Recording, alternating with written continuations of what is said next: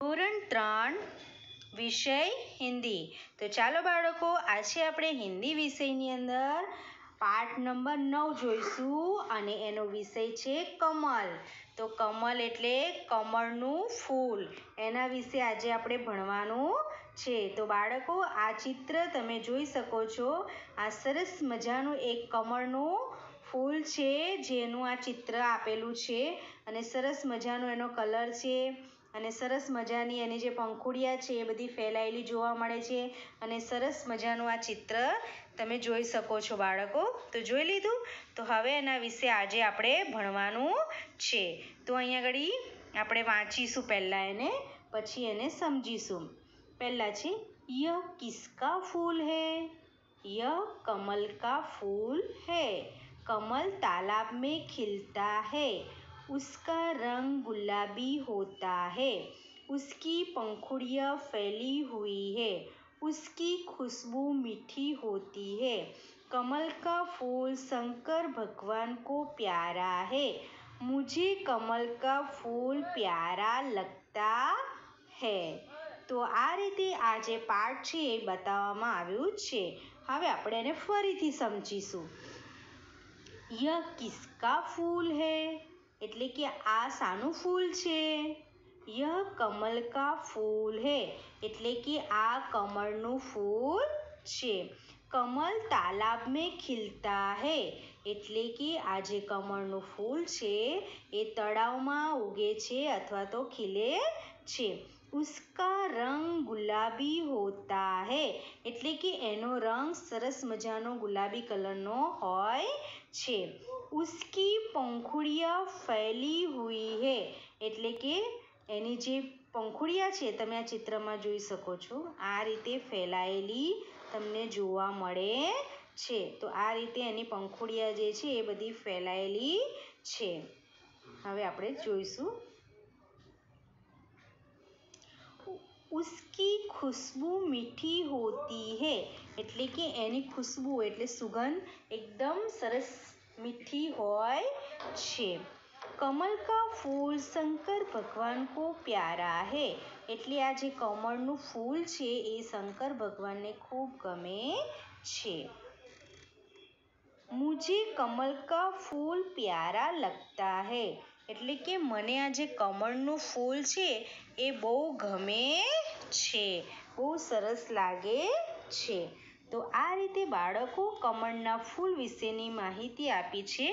જેમ કે આ જે કમળનું ફૂલ છે સરસ મજાનું, એટલે કે છે કે આ કમળનું ફૂલ છે અને આ જે કમળનું ફૂલ છે એ તળાવમાં ખીલે છે એ કહેવા માંગે છે. પછી એનો જે રંગ છે એ ગુલાબી હોય છે અને આ જેની પાંખડીઓ હોય છે એ બધી ફેલાયેલી છે અને આની જે ખુશ્બુ એટલે એની જે સુગંધ છે એકદમ મીઠી લાગે છે અને કહે છે કે આ જે ફૂલ છે એ શંકર ભગવાનને ખૂબ ગમે છે અને પછી કહે છે કે આ ફૂલ મને પણ બહુ ગમે છે. તો આ રીતે ફૂલ વિશે આજે આપણે ભણ્યા. હવે થોડા શબ્દાર્થ ગુજરાતીમાં આપણે જોઈ લઈશું. અહીંયા છે કમલ, તો એને કમળ કહેવાય. ફૈલી હુઈ એટલે કે ફેલાયેલી. પંખુડિયા એટલે પાંખડીઓ. સબ એટલે બધા. તાલાબ એટલે તળાવ અને ખુશ્બુ એટલે સુગંધ. તો આ રીતે એના શબ્દના અર્થ જોવા મળે છે. તો બાળકો, હવે આપણે જોઈશું સ્વાધ્યાય. સ્વાધ્યાય. તો બાળકો, સ્વાધ્યાયની અંદર આજે આપણે જોઈશું પ્રશ્ન નંબર 1ની અંદર બતાવ્યું છે પાઠના આધારે નીચેની ખાલી જગ્યા પૂરો. તો પાઠના આધારે આ જે ખાલી જગ્યા છે એ આપણે પૂરવાની છે.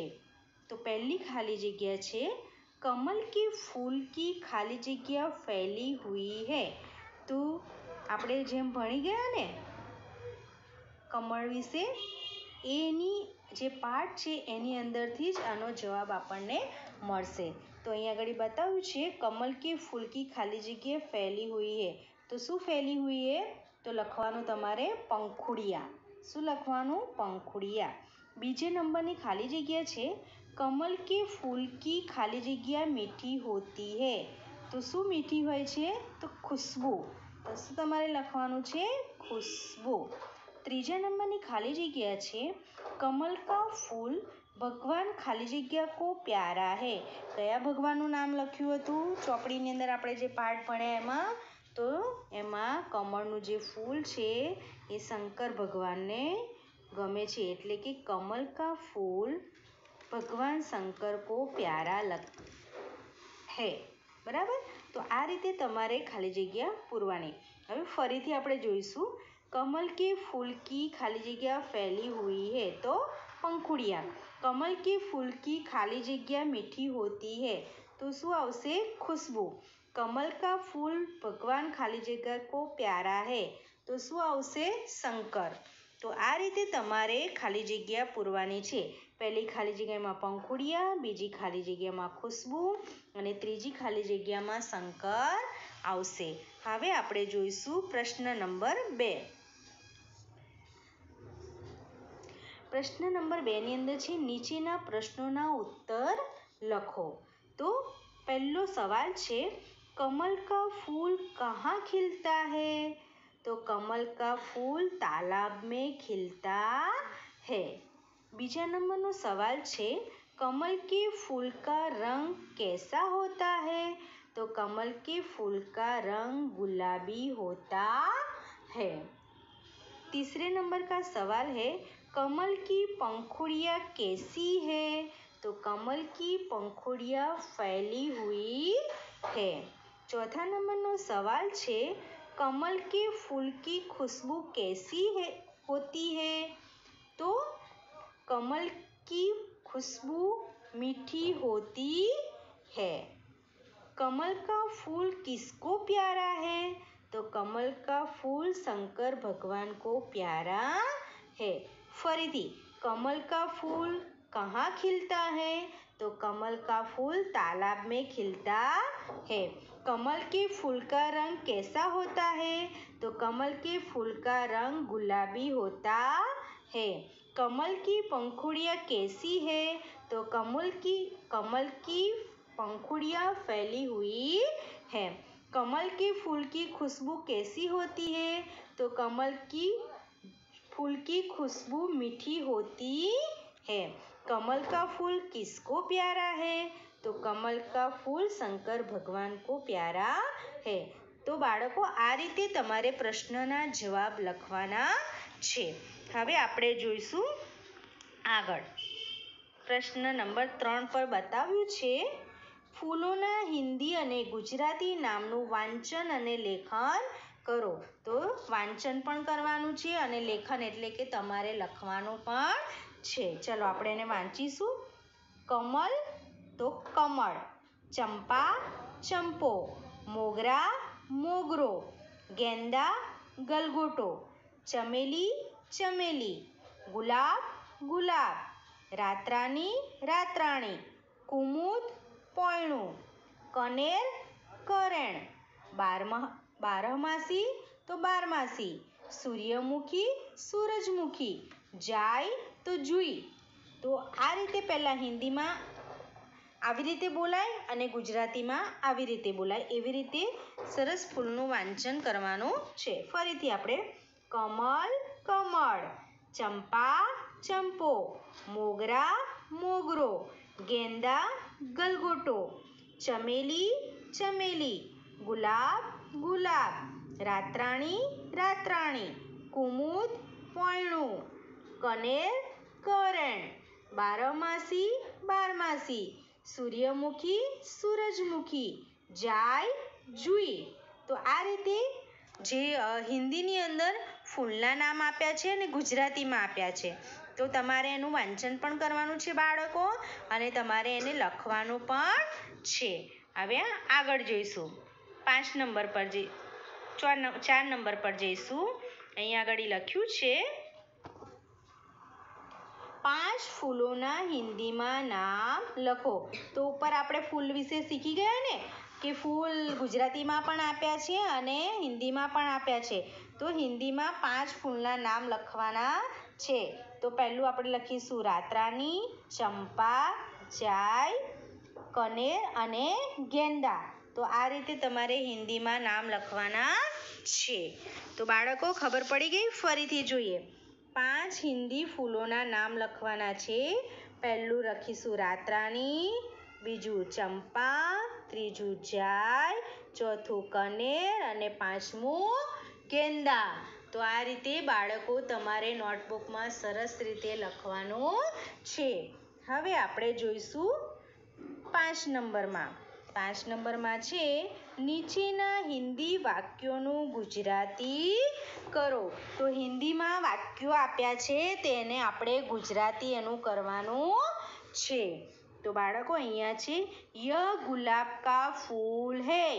પછી બીજું વાક્ય છે બાગ મેં પૌધે હૈ.